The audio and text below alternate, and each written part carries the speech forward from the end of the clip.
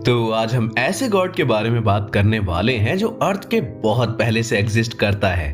लेकिन ये कोई अच्छा गॉड नहीं है जो तुम्हें पाप करने से रोकेगा या तुम्हें हेवन का रास्ता दिखाएगा। ये गॉड आता है अंधेरे से। तो जब यूनिवर्स में कुछ भी नहीं था, थी तो बस डार्कनेस, तब ये था गॉड, एक जिंदा नाइटमेयर। हाँ, मैं बात कर रहा हूँ कथूलू की।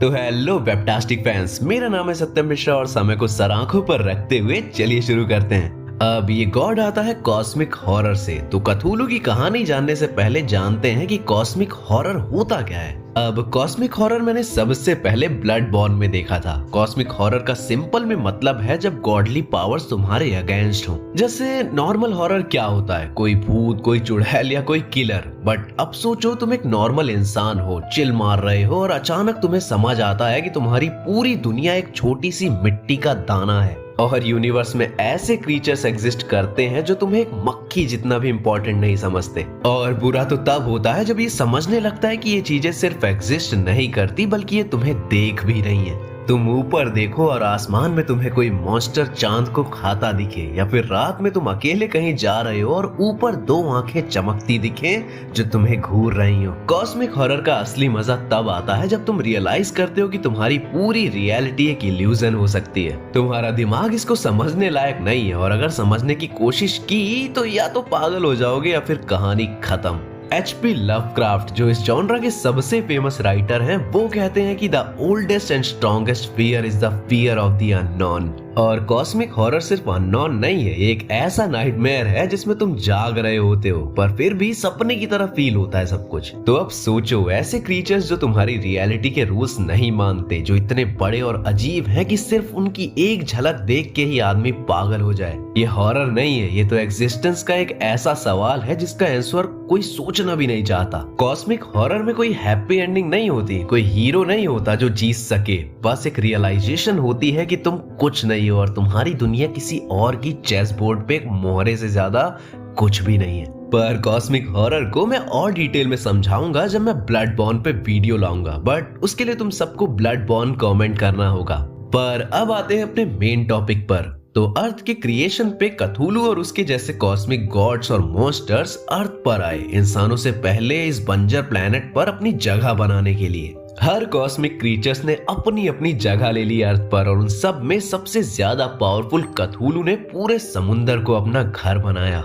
अब H.P. लवक्राफ्ट, जिसने इस माइथोलॉजी को लिखा है और इस ग्रेट गॉड के बारे में बताया है, इवन पूरी माइथोलॉजी को जाना ही जाता है ग्रेट ड्रीमर कथूलू के नाम से। पर जिस तरह से कथूलू की कहानियां बताई गई हैं वो बाकी माइथोलॉजी की तरह नहीं है। बाकी माइथोलॉजी में हम जानते हैं कि किस गॉड की हिस्ट्री क्या है, वो सोचते कैसे थे और इवन उन्होंने अपनी लाइफ में जो काम किए। पर कथूलू के बारे में कोई कुछ नहीं जानता क्योंकि जो कथूलू की कहानियां हैं वो इंसानों के पॉइंट ऑफ व्यू से हैं। अब हर स्टोरी में बताया गया है कि कथूलू एक गहरी नींद में पानी के नीचे सो रहा है। वो उस गहराई में है जहाँ कोई इंसान नहीं पहुँच सकता। पर अगर किसी दिन किसी ने कथूलू को जगा दिया तब अर्थ का अंत होगा। तो हमें पता है कथूलू दिखता कैसा है, हमें पता है कि वो मोस्ट पावरफुल है। तो इस वीडियो में हम बात करेंगे उसकी सारी कहानियों की, क्योंकि ये कहानियां हमारे पास्ट से लेकर हमारे फ्यूचर तक फैली हुई हैं। तो हमारी कहानी स्टार्ट होती है जब कथूलू अर्थ पर रह रहा था। कथूलू हमेशा से अपनी डीप स्लीप में नहीं था। अर्थ पर कई एलियंस गॉड्स थे जो अपने अपने पार्ट्स लेकर रह रहे थे, जैसे एल्डर गॉड्स, रेप्टाइल क्रीचर्स और भी कई सारे। और माना जाता है कि यही थे जिनकी वजह से अर्थ पर एवोल्यूशन स्टार्ट हुआ, क्योंकि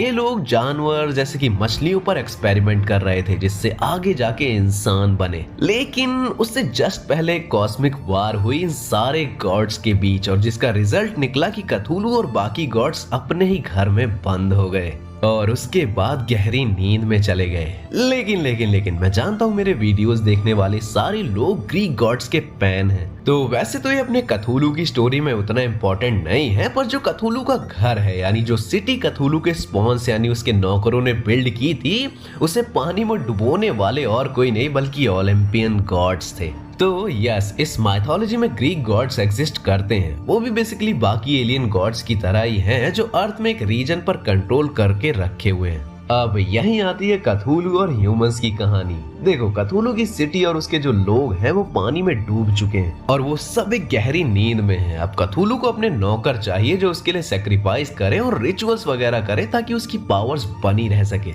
और जब सही टाइम होगा तो उसकी सिटी अपने आप पानी से बाहर आ जाएगी और फिर कथूलू का राज स्टार्ट होगा। और फिर पहली बार ह्यूमंस कथूलू को देखते हैं। बेसिकली हुआ क्या कि एक कैप्टन अपने क्रू के साथ शिप पे थे, तभी गलती से वो कथूलू को उसकी नींद से जगा देते हैं। कथूलू उन पर अटैक करता है पर उनके पास एक छोटी बोट थी जो कथूलू से बचते हुए उसके सर को फाड़ते हुए वहां से निकल जाती है। अब कथूलू वापस हील कर सकता है पर ये शॉकिंग था कि एक बोट ने कथूलू को डैमेज कर दिया। पर रीजन ये है कि वो एक्चुअली कथूलू की प्रोजेक्शन थी, तो बोट बस प्रोजेक्शन को फाड़ती हुई निकल गई और क्योंकि वो बस एक छोटी सी अनोइंग बोट थी तो कथूलू ने उसे भी जाने दिया। तो सवाल आता है कि फिर ये एल्डर गॉड कितना पावरफुल है, क्योंकि जैसा मैंने स्टार्ट में बताया कथूलू की जितनी भी कहानियां हैं वो फोकस करती हैं दूसरे गॉड्स पर, ना कि कथूलू पर। कथूलू उनमें बस एक बैकग्राउंड कैरेक्टर की तरह है, तो उसकी इन छोटी मोटी स्टोरीज से ज्यादा फोकस करते हैं कथूलू खुद पर। तो कथूलू असल में गॉडजिला से भी बड़ी साइज का है और यहाँ मैं गॉडजिला अर्थ की बात कर रहा हूँ जो सबसे बड़ा गॉडजिला है। अब कथूलू की कभी भी एक्यूरेट साइज नहीं बताई गई है क्योंकि वो अपने हिसाब से अपनी शेप और साइज को चेंज कर सकता है। अब कोई ये नहीं बोलेगा कि बेन 10 में जो विलगैक्स था वो भी कथूलू ही था।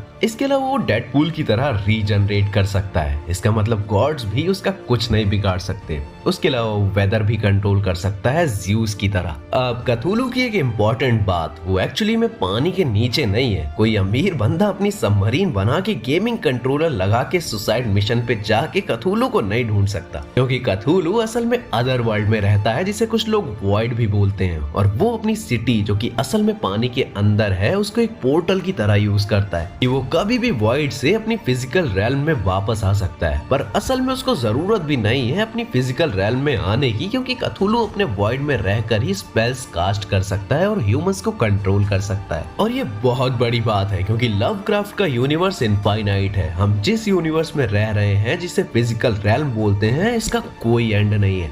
ये एलियंस से भरा पड़ा है, पर जब ये एलियंस और ह्यूमंस सोते हैं तो ये पहुंच जाते हैं ड्रीम लैंड में, एक यूनिवर्स जो इन्होंने ही क्रिएट किया है, जिसका भी कोई एंड नहीं है। और हर कोई अपने ड्रीम में एक न्यू यूनिवर्स क्रिएट कर सकता है और कथूलू इन सब यूनिवर्स को जंप करते हुए डायरेक्ट फिजिकल रेल्म को कंट्रोल कर सकता है, वो भी अपने ही वॉइड से। ये उसका लेवल है साइकिक पावर्स का। तो ऑब्वियसली कथूलू एक मोस्ट पावरफुल गॉड है जिसे फिजिकली आना भी नहीं पड़ेगा किसी जंग को जीतने के लिए। और बाकी गॉड्स भी ना सिर्फ उससे पावर्स लेते हैं बल्कि उनके लिए सैक्रिफाइस भी करते हैं। बस प्रॉब्लम ये है कि कथूलू बंधा हुआ है नियमों से, और रूल इतना है कि वो फिजिकल रेल्म पर कंट्रोल तभी करेगा जब उसकी सिटी वापस पानी से बाहर आएगी। जब टाइम सही होगा तब वो फिजिकल रेल्म में आके जो बाकी गॉड्स हैं उन्हें भी फ्री कर देगा और फिर होगा डिस्ट्रक्शन। तो कथूलू एक नाइटमेयर मॉन्स्टर गॉड है जो लोगों के दिमाग में रहकर उन्हें डराता है, पर मोस्टली वो बस अपने वॉइड में चिल करता है क्योंकि उसे पता है ये इंसानों की दुनिया उसके ऑरा कंट्रोल नहीं कर पाएगी। लेकिन दुख की बात यह है कि कथूलू पर एक भी प्रॉपर स्टोरी नहीं बनी है जो उसकी पावर्स, उसकी हिस्ट्री, उसके फ्यूचर पर फोकस करे जब वो फाइनली वॉइड से बाहर निकले। बस ये शॉर्ट स्टोरीज हैं जो इधर उधर कभी कभी सुनने को मिल जाती हैं। बाकी अगर तुम्हें और जानना है तो HP लवक्राफ्ट की बुक्स पढ़ो और चैनल को लाइक, सब्सक्राइब और सपोर्ट जरूर करना। तो मैं मिलता हूँ किसी और वीडियो के साथ, किसी और माइथोलॉजी के साथ, किसी और डेयरडेविल, मार्वल कॉमिक या MCU की स्टोरीज के साथ। तब तक के लिए बी फैंटास्टिक, बी फैंटास्टिक।